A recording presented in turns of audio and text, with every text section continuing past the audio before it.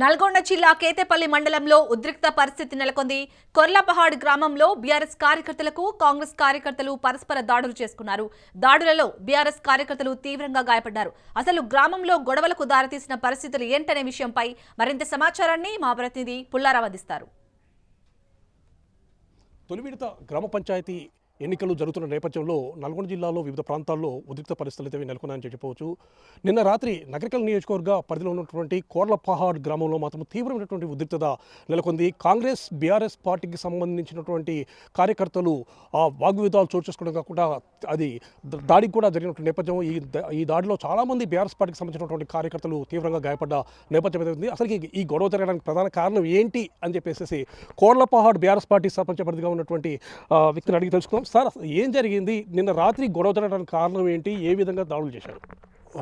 రెండు రోజుల క్రితమే కొర్లపాడు గ్రామ ప్రజలు సైదిరెడ్డికి పట్టం కట్టాలని ఒక 20 ఏళ్ళ నుంచి వీళ్ళు ప్రజల సేవ చేస్తున్నా, ప్రజలకే అంకితం చేస్తున్నా.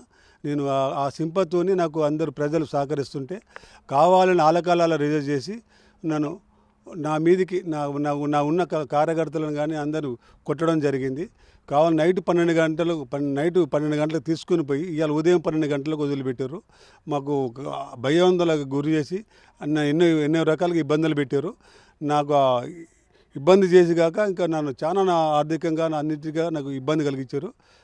నాకు ఈ గ్రామ ప్రజలు నాకు అందరూ సహకారం ఉంచి నాకు పట్టం కడతారని నేను మంచిగా కోరుకుంటున్నాను సార్. అసలు గొడవ ఎందుకు జారితీసింది అంటే బీఆర్ఎస్ పార్టీకి సంబంధించిన కార్యకర్తలు అదేవిధంగా కాంగ్రెస్ పార్టీకి సంబంధించిన కార్యకర్తలు పరస్పరం ఎదురుపడటం వల్ల జరిగిందా, లేదా వేరే ఇతర కారణాలు ఏమైనా ఉన్నాయి? వేరే ఆలాలే కొట్టుకొని మాకు మేము పోయేదారిలో పోతుంటే పిలిగించుకొని మమ్మల్ని కొట్టి మాకు ఇలాంటి సంఘటనలు జరిగి చేశారని కోరుకుంటున్నాను సార్. అదేవిధంగా చాలామంది కూడా బీఆర్ఎస్ పార్టీకి సంబంధించిన కార్యకర్తలు గాయపడ్డట్టు తెలిసింది. సో ప్రజెంట్గా వాళ్ళ పరిస్థితి ఏ విధంగా ఉంది? దెబ్బలు తగిలినాయి ఘోరంగా. అయినా కూడా ట్రీట్మెంట్ కూడా సరిగ్గా చేయించలేదు. ఇప్పటిదాకా ఉంచుకొని ఇప్పుడు వదిలిపెట్టారు సార్. అంటే బీఆర్ఎస్ పార్టీకి సంబంధించిన కార్యకర్తలు గాయపడ్డ తర్వాత గాయపడ్డ వ్యక్తులను అంటే హాస్పిటల్కి తరలించకుండా స్టేషన్లోనే ఉంచి హింసించారని చెప్పి కూడా వార్తలు వచ్చినాయి. దీంట్లో నిజమా సార్? హాస్పిటల్కి మాకల్లా మేము తీసుకుని పోయిన తర్వాత మళ్ళీ దానికి పోలీసుని తీసుకుని పోయి అలానే ఉంచి ఇవాళ ఉదయం 12 గంటలకు పంపించారు సార్. కంప్లైంట్ ఇస్తే అప్పుడు 12 గంటలకు మీ కంప్లైంట్ ఇచ్చినా కూడా అట్నే నైట్ 12 గంటలకు ఉంచుకొని మా ఊళ్ళో మళ్ళీ అట్నే ఉంచుకున్నారు సార్. అంటే పోలీసులు అనేవారు పక్షపాతంగా వ్యవహరించారని భావించవచ్చా? వాస్తవంగా చెప్పాలంటే గవర్నమెంట్ అనుకూలంగా ఉంది. వాళ్ళది మేము ఏం చేయలేకపోయినాం. ఏ దూరులు చేసినా మమ్మల్ని అయితే గ్రామ ప్రజలు మమ్మల్ని అయితే మంచిగా సలహా చూస్తారని కోరుకుంటున్నాం సార్. చూడొచ్చు, నిన్న కోర్లపాడు గ్రామానికి సంబంధించేసి కాంగ్రెస్ పార్టీ అదేవిధంగా బీఆర్ఎస్ పార్టీకి సంబంధించినటువంటి కార్యకర్తలు అనేవారు పరస్పర దాడులు చేసుకునే నేపథ్యం అవుతుంది. ఈ దాడుల్లో బీఆర్ఎస్ పార్టీకి సంబంధించినటువంటి కార్యకర్తలు గాయపడగా వారిని మాత్రం అంటే గాయపడ్డటువంటి కార్యకర్తలను పోలీస్ స్టేషన్లోనే ఉంచి పోలీసులు చాలా నిర్లక్ష్యం వివరించారని చెప్పేసి కూడా బీఆర్ఎస్ పార్టీకి సంబంధించినటువంటి సర్పంచ్ అభ్యర్థి ఆరోపిస్తున్న నేపథ్యం అయితే ఉండడం జరిగింది.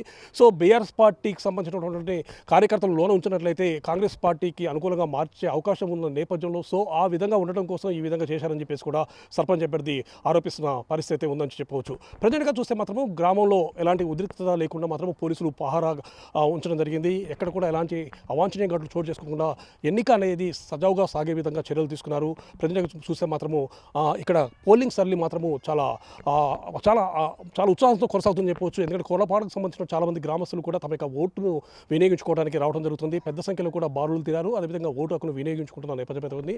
నిన్న జరిగినటువంటి ఉద్రిక్త పరిస్థితి నుంచి మాత్రం పోలీసులు భారీ బందోబస్తు ఏర్పాటు చేసి తిరిగి ఇలాంటి ఉద్రిక్తత అనేది చేసుకోకుండా కూడా చర్యలు తీసుకునే నేపథ్యం అయితే కనబడుతుండడం జరిగింది. కోర్లపాడు నుండి కెమెరా నోటైతే పుల్లారావు, రాజ్ న్యూస్.